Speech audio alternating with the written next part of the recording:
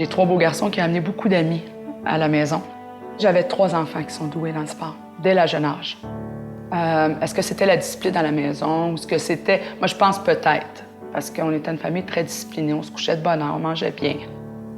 J'avais une très bonne relation avec mon frère, mais peut-être moins quand on était jeunes. On aimait ça, peut-être se taquiner un peu. On se niaisait souvent puis tout, mais on se rendait service un pour l'autre. Nicolas, c'était un enfant qui avait beaucoup de détermination quand il était jeune. Très jeune, Nicolas, il montrait beaucoup de sensibilité. Il y avait cette patience-là, il y avait cette compréhension-là très jeune. C'est un enfant qui était très compétitif, très déterminé, mais à côté, il y avait ce côté-là où il était un rassembleur de gens. Alors, j'ai toujours dit que j'avais la maison de Dieu parce que j'avais toujours des jeunes chez moi. On avait un petit souper au golf pour la fête d'une amie. On soupait bien tranquille. Après ça, on s'en allait chez la personne en question pour avoir une petite fête avec tout le monde ensemble, un petit moment plaisant. Vers 3h30, Nicolas en avait assez. Il a décidé, il dit à Pietro, moi, je vais partir si tu pars pas tout de suite. Il est parti tout seul en marchant. Et là, Pietro a décidé de venir. Il a réalisé, il dit, non, je vais retrouver mon frère. Il est parti avec Simon. Ils ont dépassé Nicolas en riant. Alors là, Nicolas est le dernier en arrière. On a commencé à marcher pour revenir. Nicolas était avec nous, un peu plus en arrière. Là, j'avais entendu un bruit. Je me suis retourné. Finalement, c'était un auto qui était juste en arrière de nous puis qui s'en venait sur nous.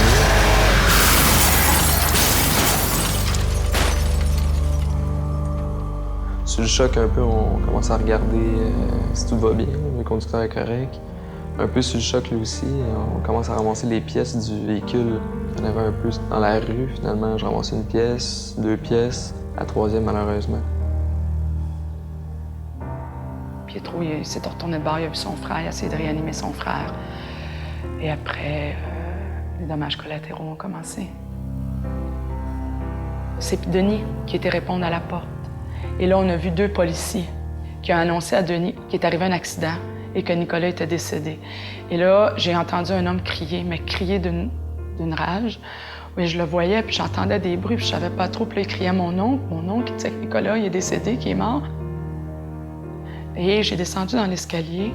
Et là, après ça, j'ai vu Denis, j'ai vu 2 policiers. C'est le pire moment qu'on peut vivre comme parents. Parce qu'on se dit, ça ne nous arrivera pas à nous. Je me suis réveillé, j'ai vu mon père qui pleurait, ma mère qui capotait, mon père il criait, il venait de se faire apprendre que son fils était décédé. J'ai dit « Qu'est-ce qui se passe? Qu'est-ce qui se passe? » Là, il me dit que Nick il est mort, qu'il s'est fait frapper dans la nuit. Avant, ça commence que tu pleures parce que tu le sens pas. Je sentais pas Nick. Puis je le disais à ma psychologue, j'ai dit, je l'ai aimé, je l'ai élevé, puis je le sens pas, qu'il est mort ou qu'il est parti. Moi, j'ai une maison de garçons. J'ai des comportements masculins, beaucoup d'agressivité, beaucoup de colère. C'est des deuils séparés dans la première année. On est en reconstruction d'un noyau familial. J'aurais jamais pensé que ça arriverait à moi. J'aurais jamais pensé que cette famille-là aurait subi ça. Il y a un vide. Le vide il est très présent, on se sert pas mal à tous les jours. On se réveille le matin, moi je regarde sa chambre, puis des fois j'ai le choc, puis je me dis « OK, Nick dort encore, mais non, il est juste plus là. » Ça prend du temps là, avant de vraiment réaliser qu'il est parti, parce que ça prend... On le réalise pas tout de suite. La chaise, là, à l'entour de la table, là, qui est vide, elle dérange.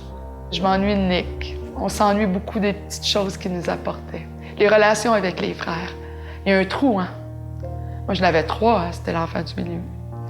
Ces relations-là qu'il y avait entre les frères, c'est un gros vide. On se protège. On a peur d'aimer. On a peur de goûter à l'amour. C'est pas facile. C'est pas facile parce que comment tu peux faire confiance à l'amour après une tragédie comme ça? Dans la douleur des jeunes que j'ai vus, c'est tout le pourquoi. Pourquoi nous, Lynn? Pourquoi toi? Et là, je renverse la question à tous ces jeunes-là qui vont voir le film. Le pourquoi vous appartient. C'est à vous de faire un plan de match. Les clés et la boisson, ça va pas ensemble. C'est quoi le plan? Vous voulez répondre à ce pourquoi-là? Vous avez la réponse. Vous devez mettre les trucs en place. Vous devez nous aider parce que ça peut arriver à vous. Trouvez-moi une solution pour rentrer à la maison. Textez vos parents. Dites-leur où est-ce que vous êtes. Dormez chez un ami. Et maintenant, qu'est-ce que vous faites pour aider vos amis? Parce que juste imaginez perdre l'ami qui est à côté de vous. Comment vous vous sentirez? Vous vous direz quoi? Pourquoi moi? Le pourquoi leur appartient.